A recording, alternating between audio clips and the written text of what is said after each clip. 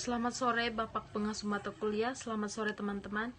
Terlebih dahulu saya akan memperkenalkan diri saya. Nama lengkap saya Angelina Feti Ayuni, NIM saya 18030303147.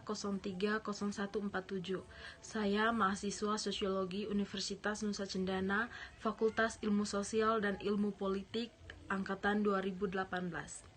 Saya akan menjelaskan isi dari buku yang telah saya baca yang berjudul Korupsi Politik dan Tata Kelola.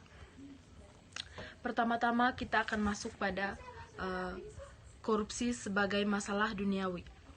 Menurut saya, tidak ada negara yang sepenuhnya bersih dari kata korupsi. Hal ini menyebar di semua kalangan masyarakat, sehingga menyebabkan malfungsi menentukan institusi politik dan ekonomi. Hal tersebut adalah contoh fenomena kompleks yang terus berlanjut sebagai masalah global pada era sekarang.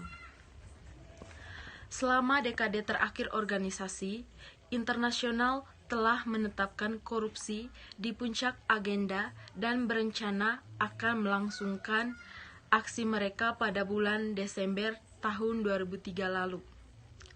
Perserikatan Bangsa-Bangsa mengadopsi konvensi korupsi sebagai fenomena duniawi. Yang kedua, saya akan membahas bagaimana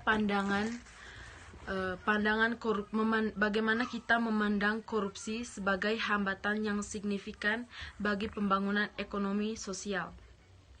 Seperti yang kita ketahui, korupsi sekarang ini dipandang sebagai hambatan yang signifikan bagi pembangunan ekonomi dan sosial, dikarenakan transparansi internasional mempertimbangkan korupsi sebagai salah satu tantangan terbesar di era sekarang atau pada masa sekarang ini. Karena di bawah tambang pemerintah yang baik secara fundamental, kebijakan publik mengarah ke misalokasi sumber daya dan merugikan sektor swasta pembangunan. Dari sini kita menyimpulkan bahwa banyak sektor swasta yang merasa rugi karena korupsi ini. Berikutnya saya akan membahas tentang apa itu korupsi. Korupsi sendiri adalah fenomena seperti yang telah saya jelaskan di slide pertama tadi.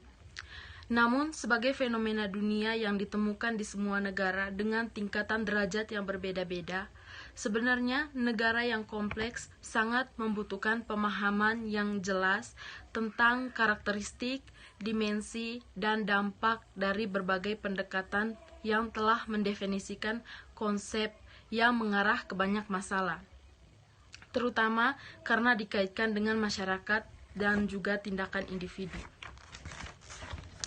Yang berikutnya saya akan membahas tentang penyebab utama korupsi yang paling banyak disepakati antara para peneliti.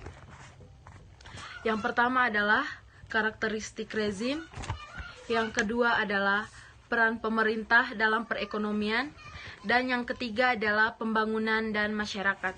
Saya akan menjelaskan pada yang bagian pertama, yaitu karakteristik rezim. Karakteristik rezim ini adalah sistem politik yang ditandai dengan partisipasi pada masa pemilihan umum yang kompetitif, supremasi, dan menghormati hak-hak sipil. Yang kedua adalah peran pemerintah dalam perekonomian. Peran pemerintah di sini adalah untuk mengontrol bagian dari kegiatan ekonomi yang dilakukan dalam suatu negara. Contohnya, pemerintah mengontrol suatu kegiatan yang di situ ada unsur perekonomiannya. Misalnya, suatu negara memberi kepercayaan kepada timnya untuk mengontrol misalnya pekerjaan jalan gitu. Yang ketiga adalah pembangunan dan masyarakat. Lipset pada tahun 1960 berpendapat bahwa pembangunan memiliki dampak yang sangat nyata karena membantu meningkatkan tingkat pendidikan yang dapat meningkatkan kesadaran publik. Berikutnya, saya akan membahas tentang politik komparatif. Politik komparatif di sini adalah salah satu pendekatan yang paling relevan diminati dan penggayaan teori dalam ilmu politik. Politik komparatif melakukan pertandingan lintas sistem politik sangat penting untuk memahami temuan di setiap negara.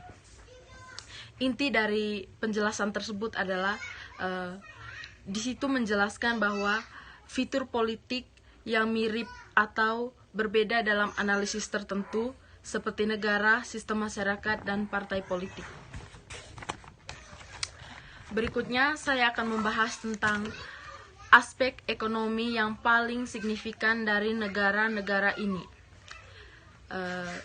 Ajuran dalam sumber daya alam pada tahun 1981, Dewan Kerjasama untuk Teluk didirikan dengan tujuan utama meningkatkan koordinasi ekonomi sebagai serta kerjasama politik dan budaya.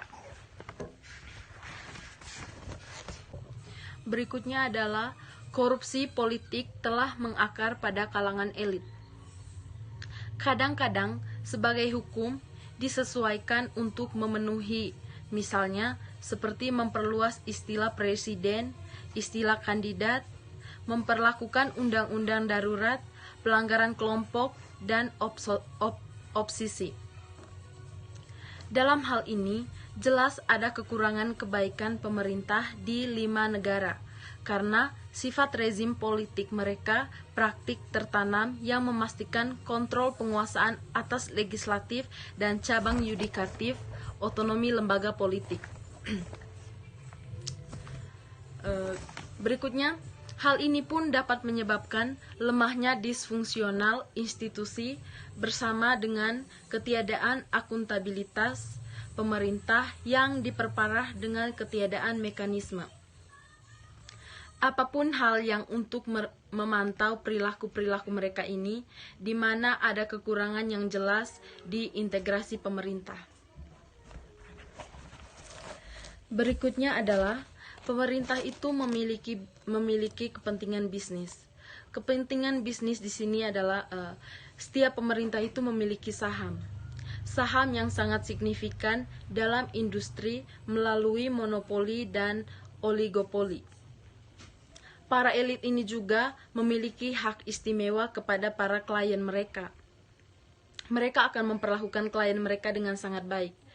Upaya tidak transparan seperti ini sangat memungkinkan korupsi berkembang dengan mudah dari koruptor yang terkecil hingga yang terbesar di setiap kalangan. Korupsi akan berkembang dengan mudah di semua tingkat administrasi jika hal ini terjadi. Melalui hal ini akan ada timbul korupsi-korupsi dari yang terkecil hingga yang terbesar, dan juga kapitalisme kroni yang menyebar.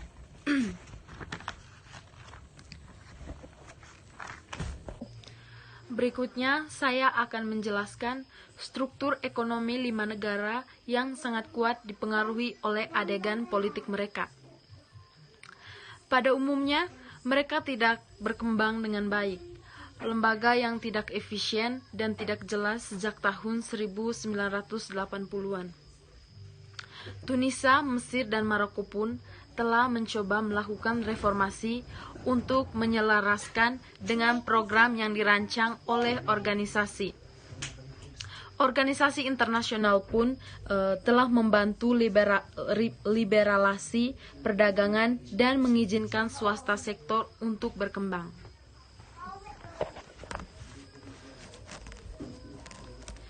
Secara umum, perekonomian Tunisia, Mesir, dan juga Maroko telah sangat beragam dibandingkan dengan Aljazair dan Libya.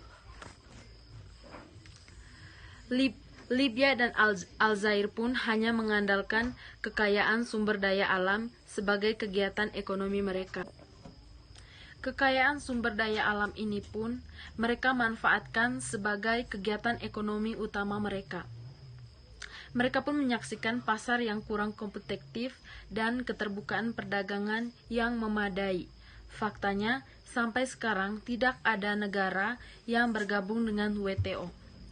Pemerintah dari kelima negara memiliki signifikan dalam aktivitas perekonomian. Lingkaran elit pun sangat menikmati perlakuan istimewa. Mereka melewati peraturan dan memiliki akses tak terbatas ke sumber daya negara. Teman-teman, itu saja materi yang telah saya pelajari dan yang saya mengerti.